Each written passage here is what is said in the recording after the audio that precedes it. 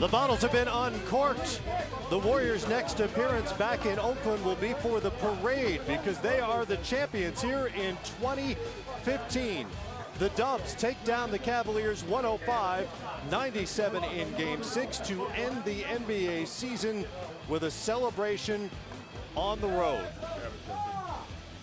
What a night for the guys from Golden State. We're inside the queue for our NBA TV post-game coverage. NBA Finals has concluded with the Warriors winning 4-2.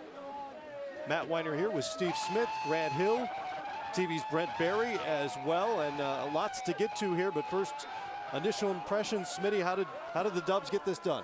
Congratulations to the entire organization.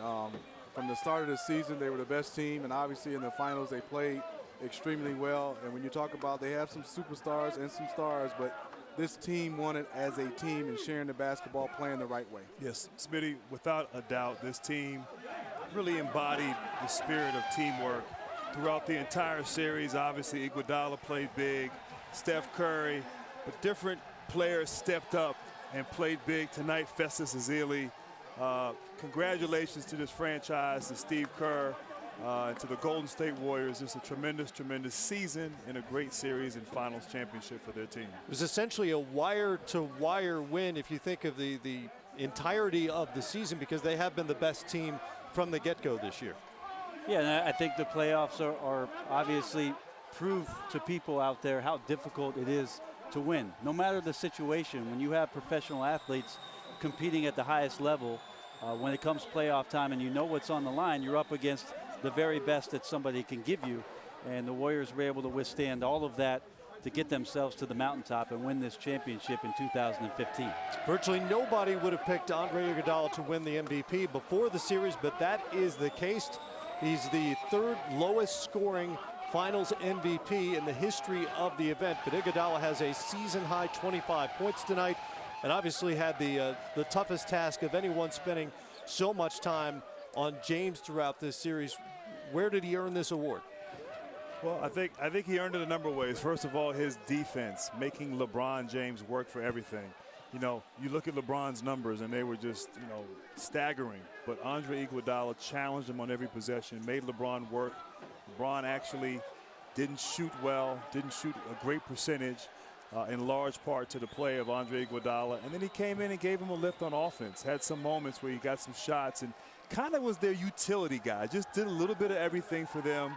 I think that's kind of maybe what Steve Kerr envisioned him doing this year. Not necessarily win the MVP in the finals, right, but being a utility guy, and he did it throughout this series, and he is deserving to be this year's MVP.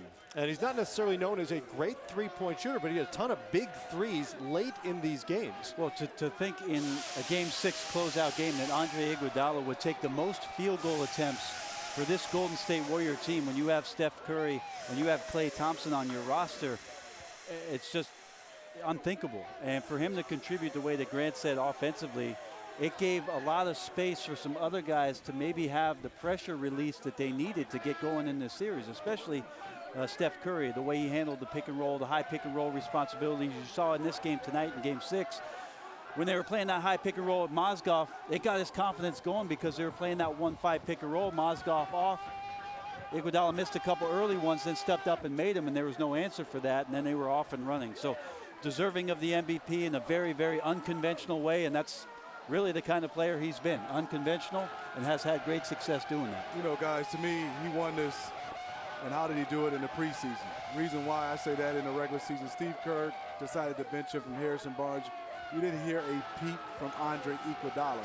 Then he never started an entire game in the regular seasons, and to win the Finals MVP, the first has ever been done, and never started a regular season game. So to me, his character, the way he accepted his role, is all about team. He won that in the preseason and regular season when Steve Kerr decided not to start it. Remember, Iguodala got his first start of the season back in Game 4 of the NBA Finals, and it has worked out with champagne flowing in the locker room. Who's in charge of the trophy? I'm always curious about this. It's over on the side, but it's getting wet, it's getting sticky, it could get knocked over. A lot of things could happen in this scenario.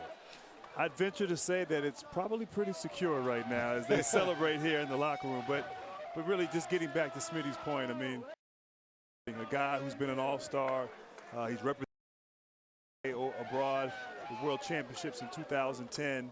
One of the great players in this league, was a starter last year on a playoff team and took that sacrifice. And, you know, I'm sure it wasn't easy, but he accepted it. He bought into what Steve Kerr and the coaching staff was all about.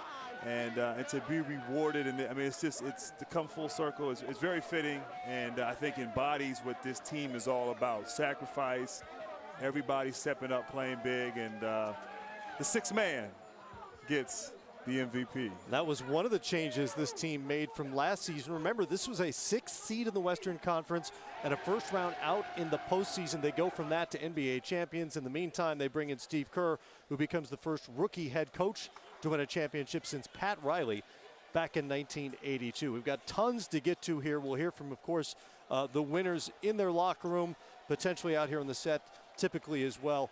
Once again, the introductions. TV's Brent Barry over here. Steve Smith right there. He's Grant Hill. I'm Matt Weiner. Great to have you with us. Fun night to be here. Less so for the Cleveland fans who were hoping that they could get enough offense out of their team to pull one out and send this game to a Game 7. Instead, it's Kerr and the Dubs holding that trophy tonight. Alvin Gentry picks up a championship on his way to the Big Easy, where he'll take over as the Pelicans head coach in the coming days. This is the 4th championship in Warriors history, just the 2nd since they moved to the Bay Area back in the 1960s. And with their 83rd win of the season, regular season and postseason, they've won more games than any team since the 1996-97 Chicago Bulls. Again, it's been a remarkable run. There you see the staff that Bob Myers and Steve Kerr put together. Of course, the experience of Alvin Gentry as a head coach, incredibly important for Steve Kerr throughout the course of the season. Bruce Frazier there, player development, and Luke Walton on that bench. They did a remarkable job keeping these guys focused on the task at hand. And yeah, this is the best team in basketball. I mean, you got to give the Cleveland Cavaliers a ton of credit for the fight that they put up under duress and the circumstances with their injuries. But there's no shame with regards to how you competed against what represented the finest this league had to offer in 2015 in Golden State. Saw Klay Thompson there. That's championship pedigree right there, because he's got the goggles, which is a key move if you're in that locker room with that champagne stinging in your eyes. Perhaps Dad gave him a tip on that. Or they've learned well from the San Francisco Giants. Yeah, they They've might done have. that over the last few years. That's true. That's true. That's true. That's a possibility. Well, it's just phenomenal. And I think just to reiterate, just to talk about this Golden State Warriors, you know, for me, the phenomenon for me is to get these guys who are unbelievable offensive players to buy in all the scores on the defensive end. And people forget they were the best team in basketball defensively. And I think that throughout the playoffs, they showed that as well, playing some bigger guys. And watch, they ran through every player that was on the first team All-NBA to win the championship. So that's remarkable. You know what's crazy too, Steve, is that this team, the way they went about it, yeah, you talked earlier about being unconventional, but they were so loose from the start of the season, throughout the regular season, the postseason. Yeah, they had some adversity against Memphis. They got down, fought back. They got down in this series in the finals after Game 3, but they never lost who they were. They never got uptight. They remained loose. They played the way they played, sometimes a little too loose, but were able to win with their personality and not conform throughout the course of the playoffs. And just been a great team to watch, a fun team to watch the way they play, and to now be rewarded in this fashion is pretty awesome. I think most fans would agree they led the league in fun among many other categories over the course of the year. A league pass must over the course of the season. As Smitty mentioned, Steph Curry becomes the first player in NBA history to defeat the other 4 members of the first team All-NBA team. In addition to all the other stuff he's done, he's also the 3rd point guard to ever win the regular season MVP and then finish off that season with a title. Yeah, they're pretty great. Bob Cousy and Magic Johnson, you may have heard of them. Yeah, it's pretty good. Pretty select company for Steph. One of the things about Steph during this series, with as much pressure and eyes and attention were on him because of the MVP trophy and because going up against LeBron James and his dominance and greatness in the series, is I really felt like Steph didn't try to outdo himself or outdo what it was that LeBron was doing for the team. He recognized that that's not him. And I think at some point there, again, in Game 3 when they lost, finding out ways to get some offense by letting other guys do the work. He played incredibly confident from that point forward and contributed in a lot of different ways. And that ended up loosening up some things for them. The Cavs making some adjustments, and then Steph got back onto his game. So it was fascinating, I think, for him in terms of his education and maturation moving forward. Weird to say that about an MVP, I know, but he's a young player that I think learned a lot about what the postseason represents, and that's only good things for the Golden State Warriors moving forward. 8th youngest team in the history of the league if you weight their minutes and their age to win the NBA title going forward.